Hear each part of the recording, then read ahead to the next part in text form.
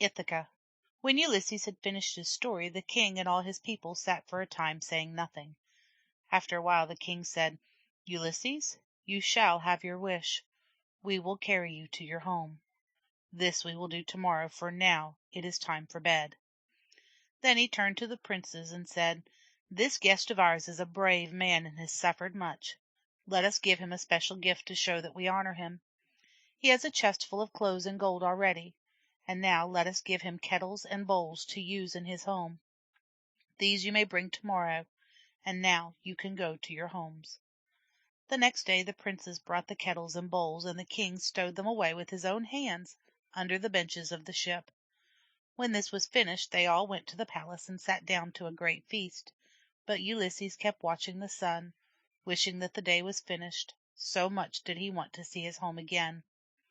At last he stood up and said, "O king, you and your people have been very kind to me, and now send me home, I beg you.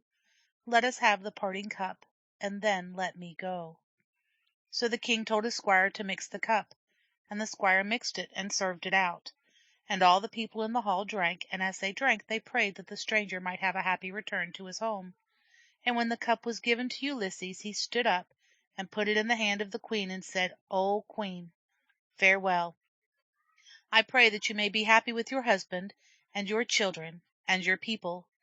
And when he had said this, he turned and left the palace. The king sent his squire to show him the way to the ship, and also some of the women who waited on the queen carried food and wine and a rug on which he might sleep in the ship. The chest with the clothes and the gold was taken down and also put into the ship. Then the rowers made all things ready. They put the rug in the hinder part of the vessel, and Ulysses climbed into the ship and lay down upon it. Then the men unfastened the ropes which made the ship fast to the shore, and took their places on the benches and began to row. As soon as ever they touched the water with their oars, Ulysses fell into a deep sleep, and the men rowed, and the ship sprang forward more quickly than a chariot with 4 horses travels over the plain. A hawk could not fly through the air more swiftly. When the morning star rose in the sky, the ship came to Ithaca. Now there was a harbor in the island where the rowers knew very well. It was sheltered from the waves, and at the head of it was a great olive tree, and near the olive tree a cave. Here the man ran the ship ashore, and they took up Ulysses in his rug, for he was still fast asleep, and laid him down under the olive tree, and by his side they put all his provisions. After this they got into their ship again and started for home. After a while Ulysses woke up from his sleep. Now Athene had spread a great mist over all the place, and Ulysses did not know where he was, so different did it look from what it really was. And he cried out, "Where am I? What shall I do? Where shall I put these goods of mine? Surely these Phaeacians have not done what they promised, but have taken me to a strange land. But first let me see whether they have left me the things which belong to me." So he counted the clothes, and the gold, and the kettles, and found that nothing was missing. Still he was in great trouble, for he did not know where he was, and while he walked to and fro, Athene met him. She had taken the shape of a handsome young shepherd. When Ulysses saw her he was glad, though, indeed, he did not know that it was the goddess, not a shepherd, that he saw. He said, "Friend, you are the first man that I have seen in this country. Tell me, where am I? And help me. Is this an island, or is it part of the mainland?" Athene said, "You must have come from a very far country not to know this place, for indeed it is a country which most men know. This is the island of Ithaca, a good land, though it is not a good place for horses. Yet it is fertile, and gives good pasture for sheep and goats, and the vineyards bear good wine." Ulysses was very glad to hear this. Still, he thought it better not to let the stranger know who he really was, so he made up this story. "I come from the island of Crete. I got into trouble, for I killed the king's son, who would have robbed me of some of my goods. Then I made a bargain with certain Phaeacians that they should take me and my goods either to Pylos or to Elis. This they would have done but for the contrary winds which drove them to this place. So they put me out of the ship while I slept, and my possessions with me." When Ulysses had finished his story, Athene changed her shape again, becoming like a woman fair and tall, And she laughed and said, "Oh, Ulysses, he would be a cunning man who could cheat you. Here you are in your own country again, and you are still making up these tales about yourself. Well, you are the wisest among mortals, and I am Athene, the goddess of wisdom. I have always been used to stand by you and help you, and so I will do hereafter. First, let us hide these goods of yours. Afterwards we will consider what should best be done.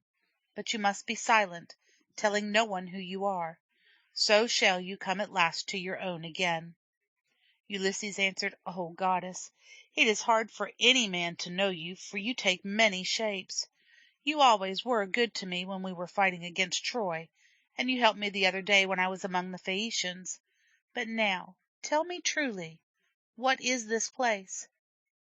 You say that it is Ithaca, but it seems to me a strange country." Then Athene scattered the mist so that Ulysses could see the place as it really was, and he knew it to be Ithaca, and he kneeled down and kissed the ground, for he was very thankful in his heart. And Athene said, "Now let us hide away your goods in the cave." So Ulysses took the clothes and the gold and all his other possessions, and stored them away in the cave, and Athene rolled a great stone to the mouth of the cave to keep them safe.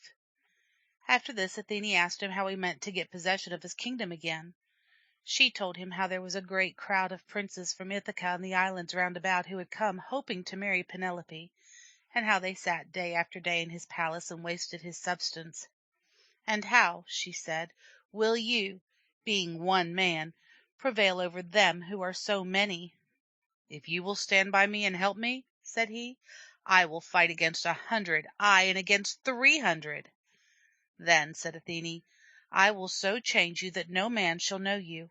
I will make the skin of your face and hands withered and cold, and take the color out of your hair and make your eyes dull. The suitors will think nothing of you, and even your wife and your son will not know you.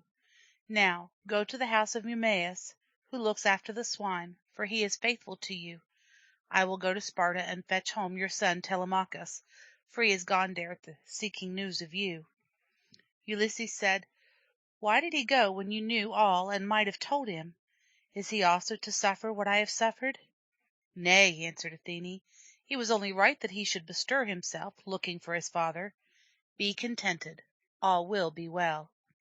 So she touched him with her rod, and when she touched him his skin withered like the skin of an old man, and his hair lost its color, and his eyes grew dim, and his clothes also looked torn and dirty. Also the goddess gave him a stag's skin, very shabby, with the hair worn from it, and she put a staff in his hand, and a battered wallet, such as beggars carry, which was fastened to his shoulders by a rope. Chapter 13.